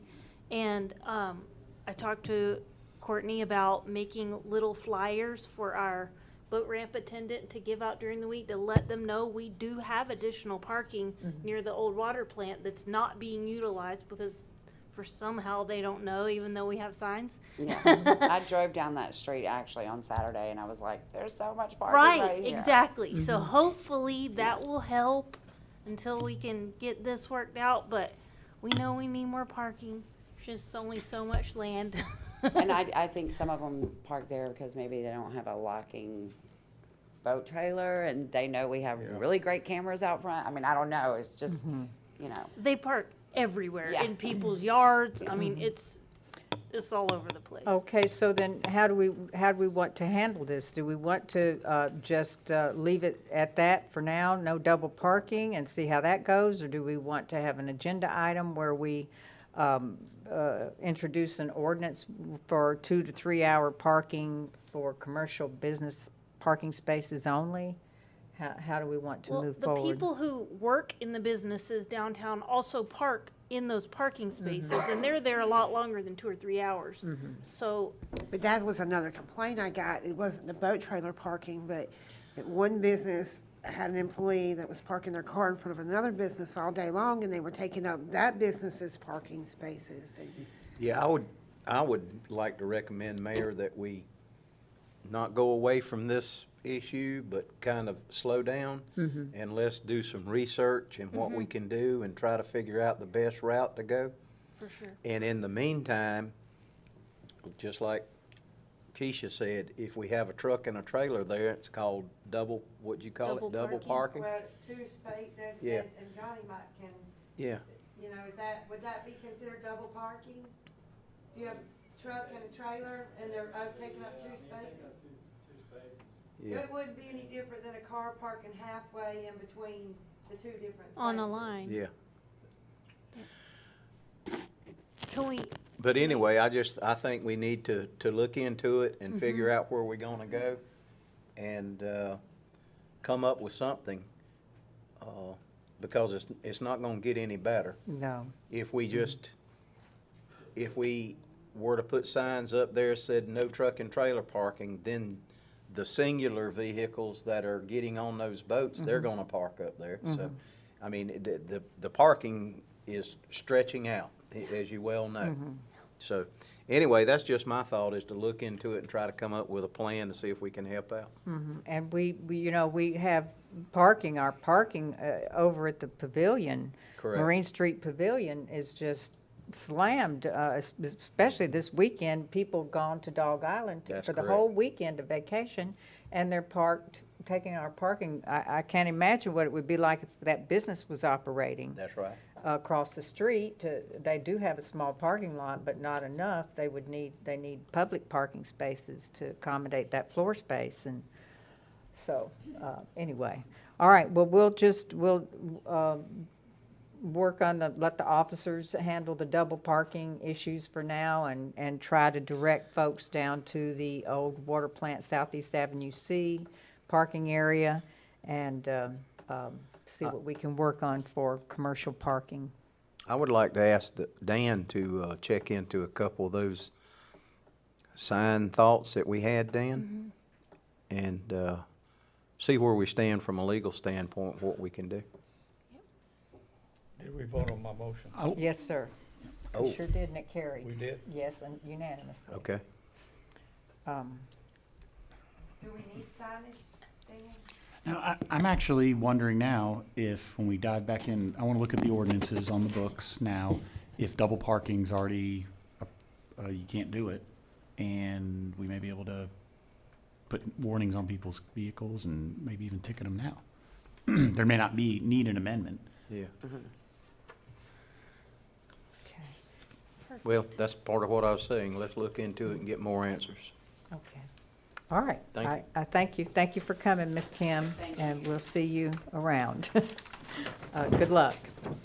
Okay, then our next item under new business is discussion of possible action regarding a process that will allow the CRA to make redevelopment upgrades and repairs to city-owned property located at Southeast Avenue C, including the old water plant building. And we have discussed this a handful of times at the CRA, and this is an item that the commission has to approve how we'll move forward with this, so the CRA can spend some money on that building, because the building is owned by the city, and the CRA can't make improvements on a building owned by the city unless we do two different ways. Do you want to explain those ways, Mr. Hartman? Yes, is two different ways. Number one is that we would need to include it on our capital improvement plan, which it's currently not. So we would include it on that, and then the CRA could assist with paying for upgrades and repairs to city-owned property, city-titled property. We would also have to amend the CRA plan. And option two would be for the city to deed it to the CRA, and then in order for the CRA to spend money, we again would have to amend the CRA plan. So either option requires amendment of the CRA plan, and we have those two paths to go down. One involves obviously transferring the property out of city ownership into CRA ownership. The other one involves adding it to our capital improvement plan and leaving it in city ownership. So talking in a big circle, but those are the two options. And then if we add it to the capital improvements plan, then in there, we need to identify, or either in the amendment to the CRA plan, we need to identify exactly what we plan to do to that, what is planned for that property. So, for instance, we know we want to put a new roof on it. We've discussed that many times. And I want to remind the commission that the amendment to the CRA plan is 2 public hearings. So we want to move forward with this to get this taken care of before the next fiscal year so we can put it on the CRA budget when we're making our budget for the next fiscal year. So I would ask Courtney, how does staff recommend that we move forward? Title. I mean, I thought, you deed it over to the CRA, once the CRA sunset, it reverts back to Yep. the city, so it doesn't really. I would, That's right. I mean, I think I've had mixed thoughts on it, but a quitclaim deed is simple. And then we're going to be amending the plan, the CRA plan, any which way we do this. So that's the way I see it, is we're gonna be amending the plan either way we do it. That we could eliminate, the or the deed. We could eliminate that process if we choose to amend the city plan. And that's the way I'd like for us to go, but I could go either way. it might take longer to, And then if we change our mind on something, you gotta go re-vote for it and all that kind of stuff. I think the easiest solution is just to deed it to the CRA. And Courtney, would you recommend deeding the entire property there? It's several lots, 5 lots or something like that, or would you? I would, because we can use CRA money to fix it up. To And we don't develop have that. to if we don't want to, but if you do. Okay, so, and we could use, we could leverage CRA money and boat ramp money to develop that parking lot further. But I'd like to include in the plan, not only putting on a new roof, but to paint the building and, you know, put Yeah. in more improvements. And I talked to Commissioner Brown about if the building looked nice and didn't look vacant, people might would park there. That's- Possibly. And I'll remind you that the CRA purchased that triangle parking lot and developed that parking lot. The CRA did that. So we can, and that's what CRAs do, is develop parking and to assist businesses and boating or whatever they need. So I think, personally, I think it would be simplest for the city to deed the property to the CRA. It's not really going away from the city. The CRA, we cannot extend the time limit of the CRA anymore. We've done it once, and that's it. That's finished. We can't do that anymore. So once that finishes, that 20 years, then that anything that's owned by the CRA reverts back to the city. And the parking lot on Marine Street, it belongs to the CRA. It is in the CRA's name, not the city of Carrabelle. The CRA, just to clarify, is the Community Redevelopment Agency. It's a separate taxing district. And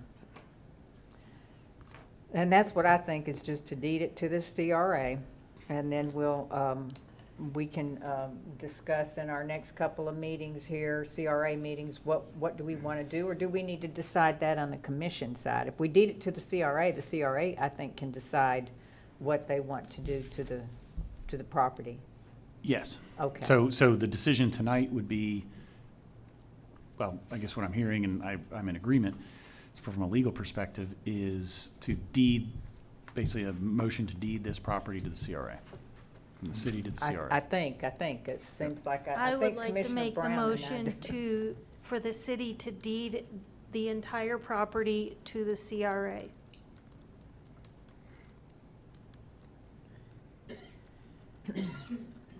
I'll second.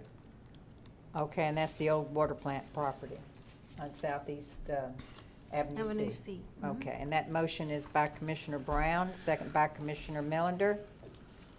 Is there any further discussion?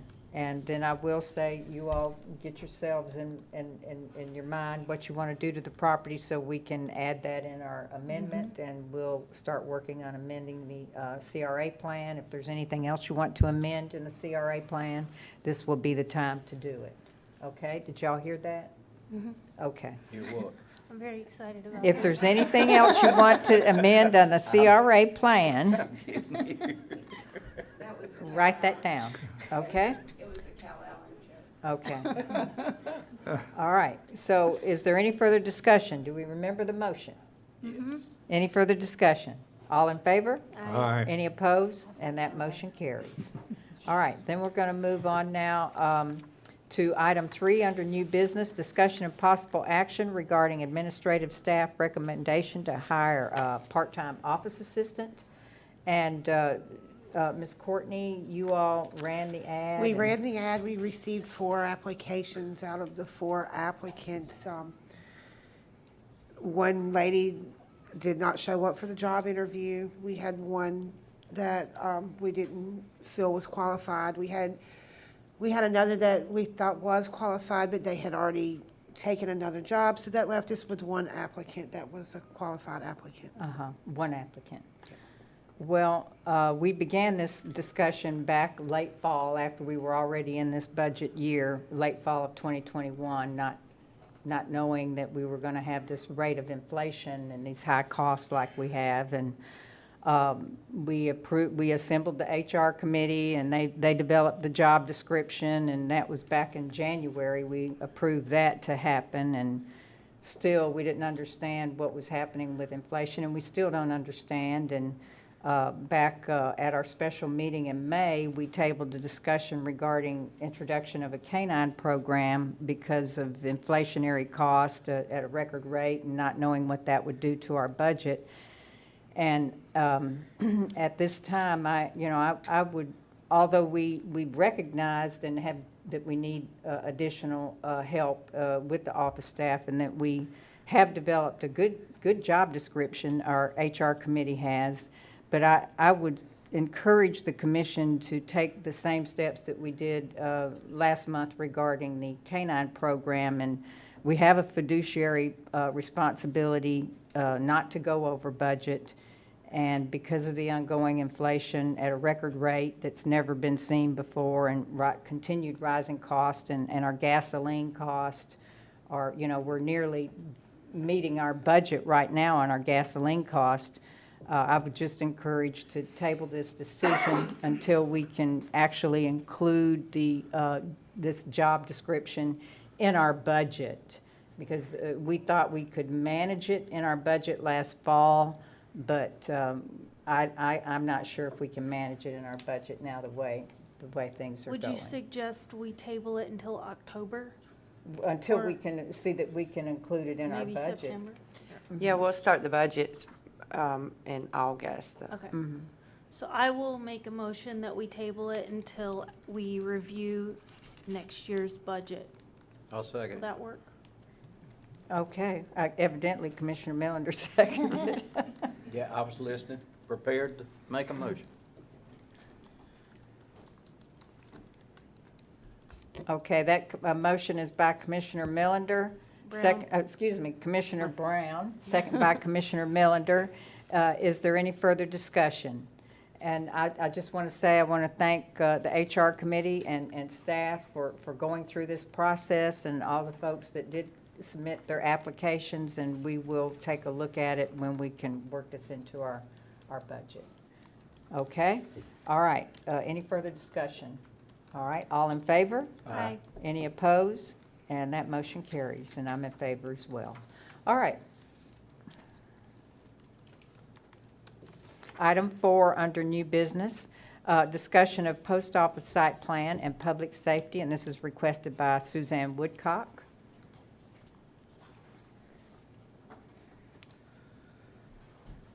Do we have any pictures or anything? Do we have any pictures or anything for this? I won't turn the microphone off this time. It's on. Just tell us It your is. name. My name is Suzanne Woodcock, Okay. and the item that I'd like to speak to you tonight is about the post office. and the parking and the public safety issue. And I have with me Bo May, and if I could, if Mr. May could speak first, and then I'll go over the issues that I have of concern, if that's okay with you. Is that okay with the commission? Fine. Okay. All righty.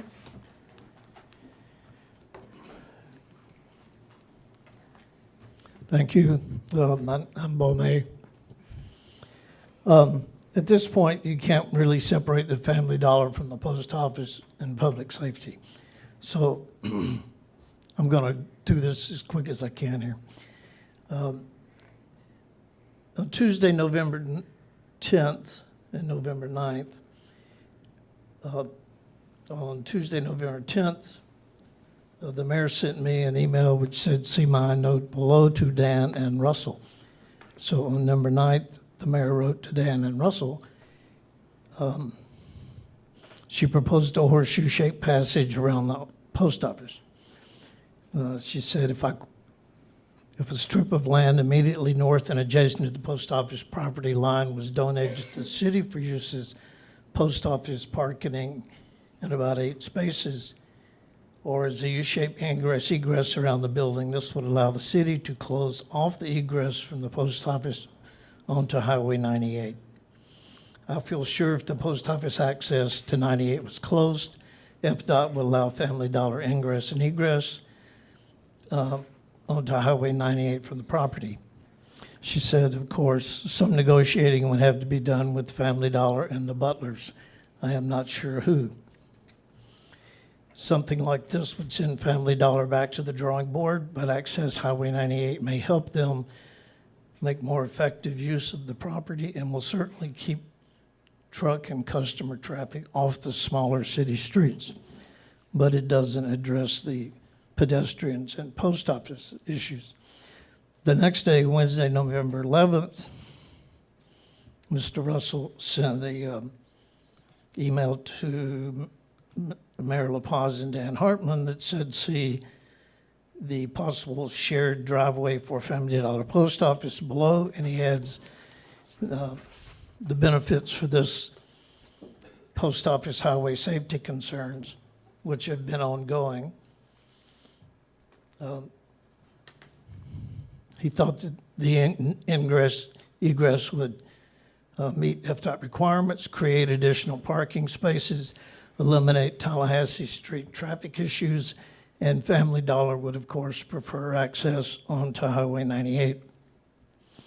On Thursday, November 12th, the mayor sent me an email that said, "Bo, please see my note below," sent to Russell yesterday afternoon regarding Anovia's proposal to place a post office on the west side of the post office egress on the west side of the post office. So that email was, "Thank you, Russell, very much for the concept showing the possible shared Family Dollar driveway onto Highway 98. It is on the right track, but I am afraid an exit from the post office parking lot onto the Family Dollar property at that location will not allow room for the daily semi-truck deliveries and pickup that occurs at the post office loading dock. Usually these trucks are parked in the exact location proposed for the driveway onto the Family Dollar property." 3 other things. During the day, contact mail service vehicles in the area throughout the day or in the middle of the parking lot. See the vehicles parked in the parking lot, see her photo attachments. The green space in the parking lot area belongs to the owners of 2 buildings to the south. That would be my building, Rio Carrabelle, and the world's smallest police station. Sorry, Vicki. But she would share that. She could put up a sign that said "parking at this place only." As well, drivers parked on Tallahassee Street, various shops, back out of their parking spaces and pull onto Tallahassee Street and use the current post office egress onto Highway 98, which is what happened while I was taking these photos this afternoon. She said, I fear with the post office exit on the Family Dollar property as depicted, pedestrians would be placed at danger walking back and forth to the post office across the new proposed area, the new exit, and that vehicles would enter the wrong way into the post office from the Family Dollar entrance, as they do now. I plan to speak with Bo May, who lives upstairs at Rio Carrabelle and sees and experiences the traffic flow patterns in various uses of the post office. I certainly do.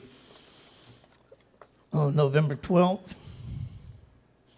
an email from the mayor said, I just want to get some good input to Russell and learn how, if needed, to negotiate land on the north side of the post office for parking and egress. Once on site, Russell will realize this proposal is not doable. I wonder now, we have to address these parking issues and these public pedestrian issues around the post office. Thank you. Okay, thank you. Oh, I have one question. What year was, you said November, you didn't indicate. What year was that? 2020. 2020? Okay, thank you. All right. So I come to you as a taxpayer, as the city of Carrabelle.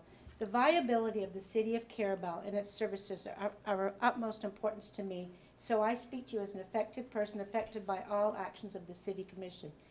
And I commend the mayor in raising these issues and the issue of getting the 30 feet or whatever the number of feet behind the building to allow that. That was a great, I think that was a great idea. Talk into the microphone, please. I'm sorry. The post office is an essential service. The value of the U.S. Postal Service goes beyond the economic benefits provided by the delivery operations. It connects family and friends, fosters democracy, and is a key part of our emergency and national security infrastructure. The U.S. Postal Service is one of the few entities that has operated without interruption during the COVID-19 pandemic and other national catastrophes. It is the foundation of life in this and other small communities. It is my opinion as an individual with a long history of city planning experience that the viability of the City of Carrabelle Post Office is at risk. The proposal to close the post office parking to access onto Highway 98 and redevelop the parking lot ingress and egress creates a public safety issue, an issue that was raised in 2020. The ability of the Postal Service vehicles and customers to navigate this property safely will be largely compromised. The pedestrians using the post office and the adjacent businesses and residences will be competing with heavy trucks and traffic through the parking lot. This is, as said, an accident waiting to happen. How will the delivery trucks navigate safely to the post office loading dock? Will the U.S. Postal Service decide that this is no longer a workable location in which to operate a post office? They have the option to terminate the lease with the City of Carrabelle. If the location and the site plan layout no longer serves the needs of the Postal Service and creates a public safety issue. After I've made my comments, I would ask that, and perhaps Russell or the mayor, would one of you share with us how this traffic pattern is going to function? I know Russell Large indicated that we deferred to DOT for any traffic analysis, but the issue of the post office and how the traffic pattern is going to function safely has still not been addressed. The vote to close the post office parking lot access to Highway 98, we believe, was made in the heat of the moment. It was made upon the urging of the mayor to address what was called a safety issue, an issue of concern that she had raised in the past about the access, ingress and egress by the world's smallest police station. Moving the access point a few feet west was described as a solution to the safety concerns of FDOT, Florida Department of Transportation. It is not obvious and has not been made clear by a competent professional how the short move westward of the post office access could be effective. This vote did not address the safety issue. It is clear from the emails that Mr. May just presented to you that the safety issue and viability of the Postal Service were not addressed. The emails demonstrate that the proposal attributed to Mr. Large would not work, and in, Mayor, your own words, as presented in the emails provided by Mr. Beaumay. These correspondence were never discussed to the public and disclosed at the meetings and to the commissioners. We believe that if this information were brought to the commissioners prior to your vote to close the post office access, Your vote to close off the post office access to Highway 98 would very likely have been different, or at a minimum tabled until this less than clear issue was settled. The viability of the public post office and the safety of the workers and delivery vehicles are essential to the city and to the U.S. Postal Service.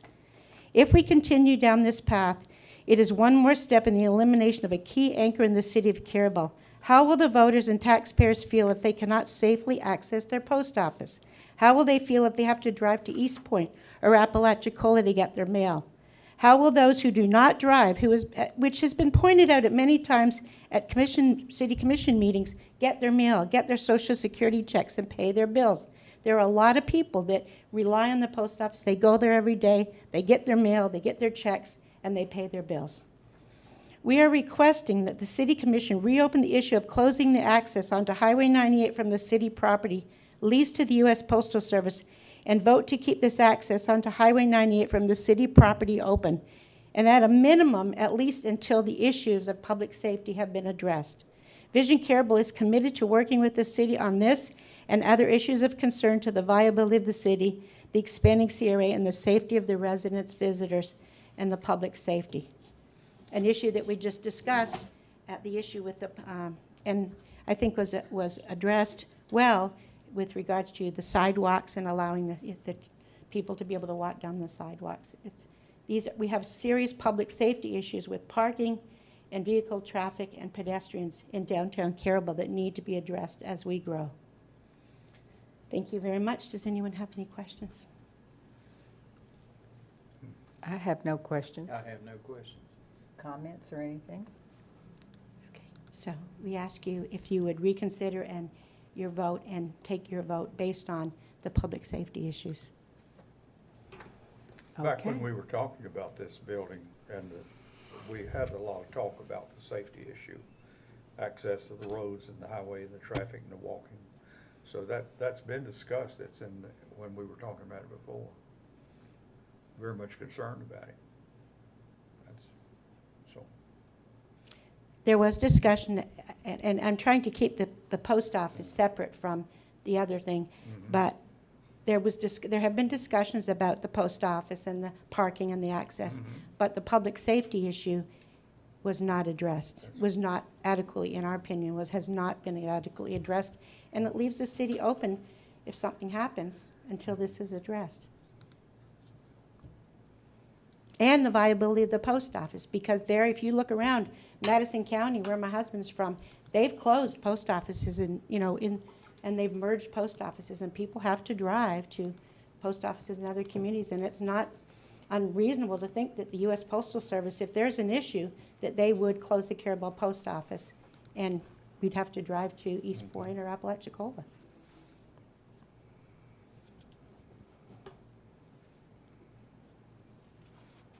All right. Thank you for your presentation, and thank you, Mr. May. And anything else then? Okay. Yes, Mr. Sullivan. I just want to say, yeah, I walk that route almost every single day. I have no problems with the IGA or Ganders or the bank, traffic in and out, in and out. The only spot that I've had major concern about is the opening that the post office to go out to 98.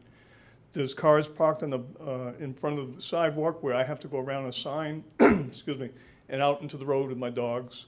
Sometimes there's workmen parked blocking the other side there, and it goes on for weeks where I have to go out again in the road with my dogs. I think when you have a good defined space for the dollar store, I think that eliminates that having to go out in the street like that. I feel very safe going through the rest of 98. That's the one spot that's not good. Okay, thank you. All right. Do we have any other comments regarding this item? Public comments? All right, then. Okay, then we'll move on to item 5, under new business. Discussion of possible action concerning ongoing issues and complaints regarding dogs off leashes and all-terrain vehicles at McKissick Beach. And this is requested by Belinda Wharton. And unfortunately, she was not able to be here.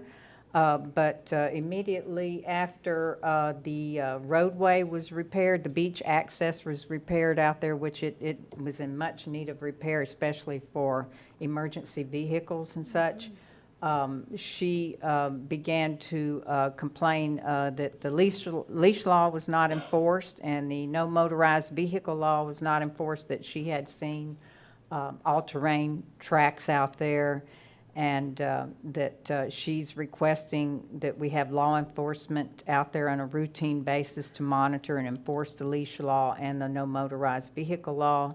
And then she also sent us some pictures of a picture of cigarette butts dumped, and she wants, at the end of the access there where people park, Courtney referred to it as a parking lot or area, but really it's just the end of the road and they park there. And she wants someone to clean up and maintain that parking area on a routine basis.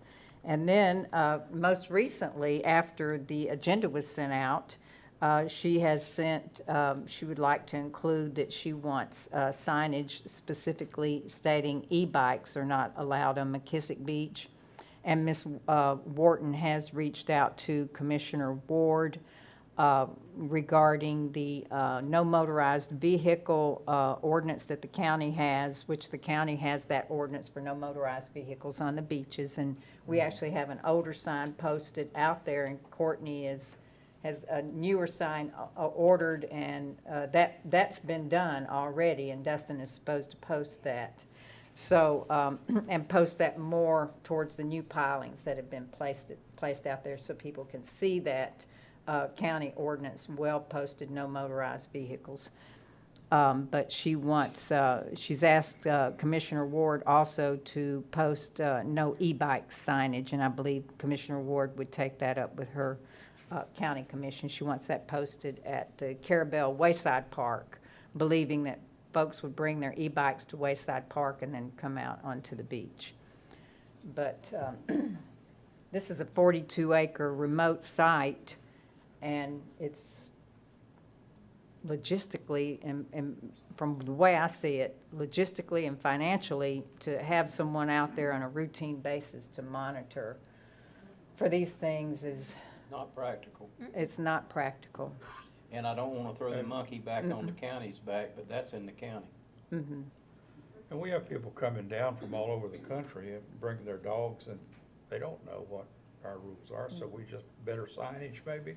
We have some signage, but we could post better signage. I mean, it is so remote, it reminds me of camping in the Bureau of Land Management, and you pay your, your little iron horse payment there, and that's it, your iron policeman payment.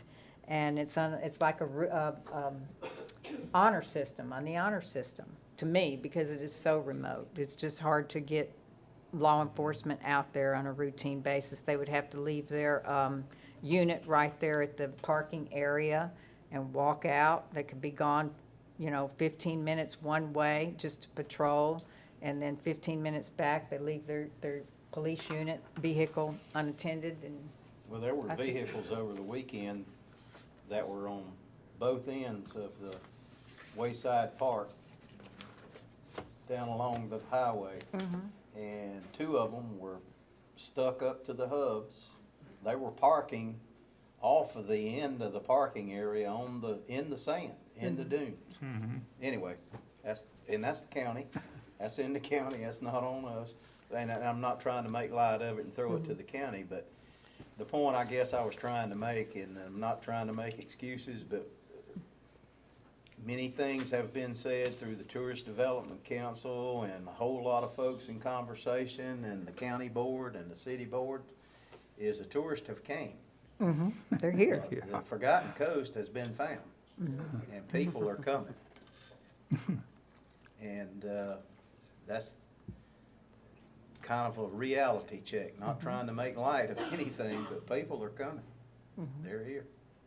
And I'll hush. So, So I did speak to Mr. Hartman about posting signage that names specific type battery-operated vehicles. I mean, I think we would just post our new sign, no motorized vehicles, and that should be sufficient. The county's ordinance, because it is in the county.